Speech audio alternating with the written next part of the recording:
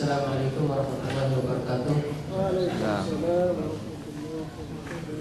Innalhamdulillah nahmaduhu wa nasta'inuhu wa nastaghfiruh wa na'udzu billahi min shururi anfusina wa min sayyiati a'malina may yahdihillahu fala mudilla lahu wa may yudlil fala hadiya lahu. Asyhadu an la ilaha illallah wahdahu la syarika lahu wa asyhadu anna nabiyyana Muhammadan abduhu wa rasuluh sallallahu alaihi wa ala alihi wa man tabi'ahum bi ihsanin ila yaumiddin. Amma ba'd. Ayyuhal ikhwah azani Allah wa iyyakum. Alhamdulillah, segala puji bagi Allah yang senantiasa harusnya kita panjatkan atas limpahan nikmat dan karunia-Nya dan hidayahnya hingga kita masih bisa mendatangi majelis taklim walaupun dalam keadaan yang dingin, sangat dingin ini ya. Tanpa ada hidayah atau taufik dari Allah, tidak mungkin kita bisa mendatangi majelis yang penuh barokah ini insyaallah. Betapa banyak teman-teman kita yang tidak mendapatkan kenikmatan ini, kenikmatan berkumpul. Kata Rasulullah SAW, ada taman-taman surga, menganggap bahwa majelis taklim atau majelis ilmu adalah taman-taman surga. Banyak dari teman-teman kita mungkin mereka tidak tahu tempat ini, ataupun ada yang tahu tapi tidak diberi taufik oleh Allah sehingga tidak bisa mendatangi tempat yang mulia ini. Karena itu kita yang bisa mendatangi tempat ini hendaknya kita banyak-banyak bersyukur atas limpahan rahmat dari Allah Subhanahu wa taala ini. Al-hidayah yang senantiasa kita minta dalam sehari paling tidaknya 17 kali yang ada di dalam surat Al-Fatihah yang kita baca dalam surat dalam setiap rakaat dalam salat. Ihdinas shiratal mustaqim. Ya Allah, berikanlah kami petunjuk. Bukankah kita sudah dalam keadaan Islam, tapi kenapa kita masih meminta petunjuk? Apakah Islam itu bukan suatu jalan yang lurus, atau masih Islam itu bukan suatu kebenaran sehingga kita masih meminta petunjuk di dalam Islam? Perlu diketahui, hidayah yang dimaksud di sini adalah hidayah thariq, karena hidayah itu ada dua ya, ada hidayah ila thariq dan hidayah fit thariq. Hidayah ila thariq yaitu orang yang asalnya tidak mengenal Islam, dia masuk ke dalam Islam, maka itu adalah hidayah ila thariq. Dan hidayah fit thariq, hidayah di dalam jalan, yaitu hidayah di dalam Islam itu sendiri. Kenapa? Karena dalam Islam itu sendiri atau orang yang sudah berislam itu sendiri masih ada cobaan atau ujian dari Allah Subhanahu wa taala.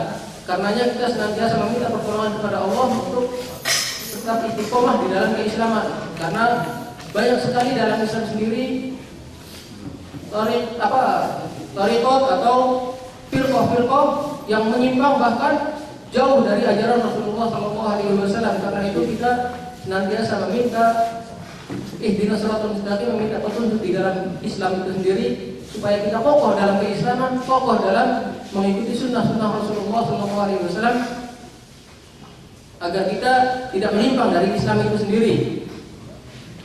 Dan hidayah secara para ulama mengartikan hidayah itu adalah al-ilmu nafi' wal amalu bihi, ilmu yang bermanfaat dan mengamalkannya. Karenanya Allah Subhanahu wa taala dalam Al-Qur'an itu membagi manusia itu menjadi 3 golongan. Yang pertama adalah manusia yang mendapatkan ilmu yang bermanfaat dan mengamalkannya. Mereka lah orang-orang yang diberi hidayah oleh Allah Subhanahu wa taala. Karenanya ihdinas shiratal mustaqim, shiratal ladzina an'amta 'alaihim. Dari sini dijelaskan lagi dalam ayat yang lain, alladzina an'ama Allahu 'alaihim minan nabiyyina was-siddiqina wasyuhada'i was-shalihin wa hasuna ulaika rafiqa. Yaitu orang-orang yang diberi hidayah minan nabiyyin, dari para nabi, was-siddiqin, dan orang-orang yang siddiq, wasyuhada, dan para syuhada, was-shalihin, dan orang-orang yang saleh. Yang kedua adalah golongan manusia yang al-maghdub, ghairil maghdub, yang meminta perlindungan dari Allah dari orang-orang yang maghdub, mendapat murka Allah, maghdub, atau disebut juga al-ghawin. orang yang mendapatkan para ulama menafsirkan al-maghdub adalah orang-orang Yahudi. Kenapa disebut orang Yahudi? Mereka mempunyai ilmu tapi tidak mengamalkannya.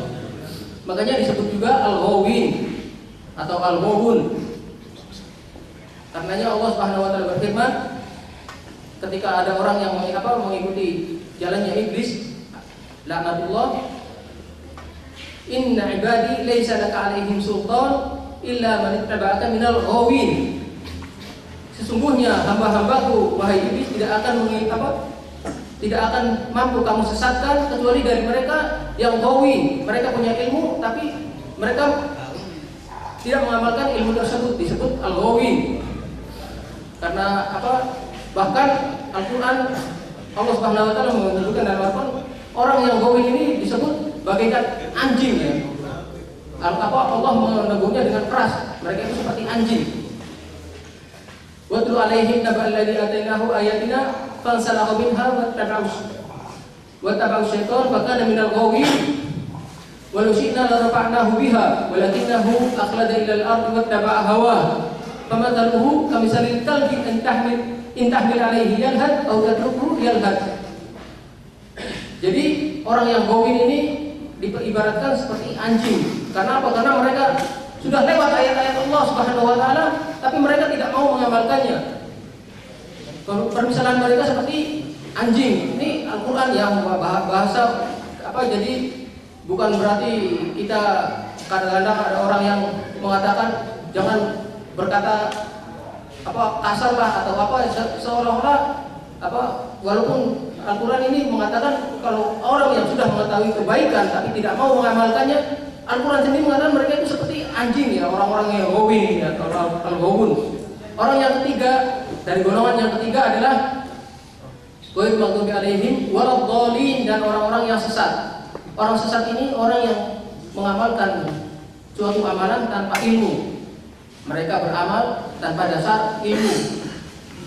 Para ulama menyebutkan mereka itu adalah orang-orang Nasoro. Mereka beramal tapi mereka tidak berdasar dengan ilmu. Atau di dalam firqah Islam mungkin bisa dikatakan al-maghdub seperti orang-orang Syiah, mereka punya ilmu tapi mereka tidak mengamalkan ilmu.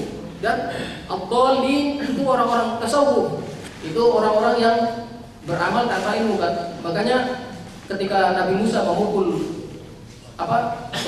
dari seseorang dari kaumnya, idzan fa'altuha wa ana minadh dhalin, sungguh saya melakukannya dan saya adalah orang yang sesat.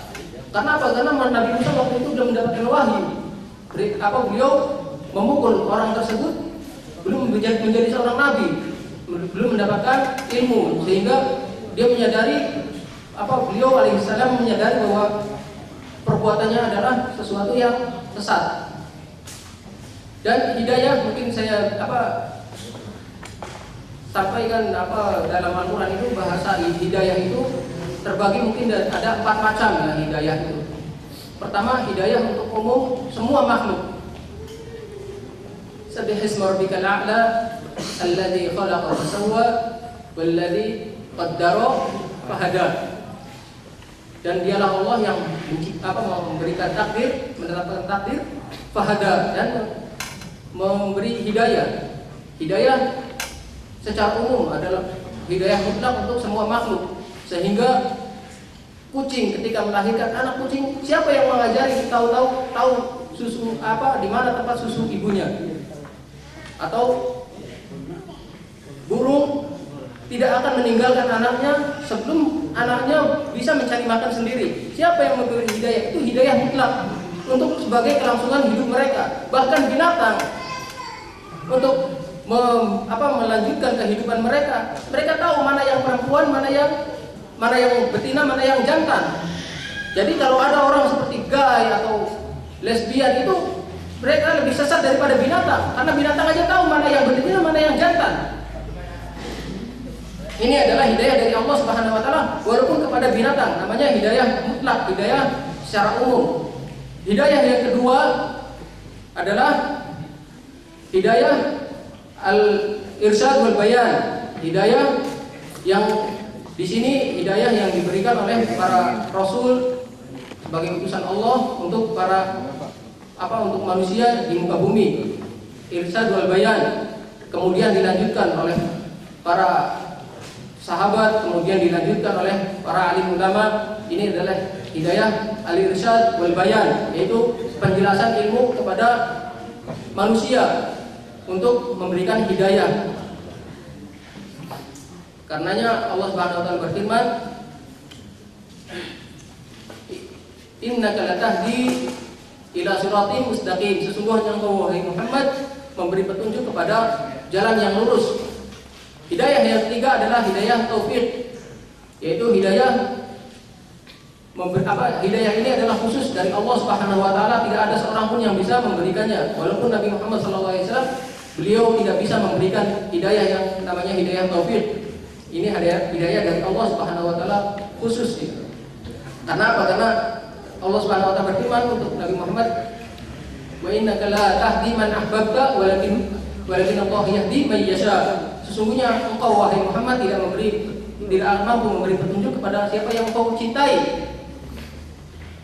Makanya Rasulullah SAW tidak mampu memberikan hidayah kepada pamannya sendiri, Abu Thalib. Karena apa? Karena hidayah ini Rasulullah SAW memberikan hidayah irsyad wal bayan, tapi tidak mampu memberikan keimanan, memasukkan keimanan ke dalam hati seseorang. Hidayah yang keempat adalah hidayah di alam akhirat. Hidayah disebut juga hidayah di hari akhirat nanti, orang muslim masuk surga dan orang-orang kafir masuk neraka. Hidayah di iman, mereka akan diberi hidayah dengan keimanannya untuk memasuki surga fi jannatin na'im, di dalam surga yang penuh kenikmatan. Dan orang-orang yang kafir diberi hidayah kepada neraka. Ukhsurul ladina zalamu anfusahum wa azwajuhum wa ma kanu ya'budun min dunillahi fahduhum ila siratil jahim. Kumpulkanlah orang-orang yang kafir dan istri-istri mereka, wa azwajuhum wa ma kanu ya'budun, dan apa yang mereka sembah. Wa ma kanu ya'budun min dunillah, dan apa-apa yang mereka sembah selain Allah. Min dunillahi fahduhum ila siratil jahim. Maka berilah hidayah kepada mereka kepada jalan api neraka. Fahduhum, berilah mereka hidayah kepada jalan neraka. Jadi di sini ada hidayah menuju kepada surga dan ada hidayah orang-orang kafir diberi jalan kepada neraka jahanam. Waliyadzubillah.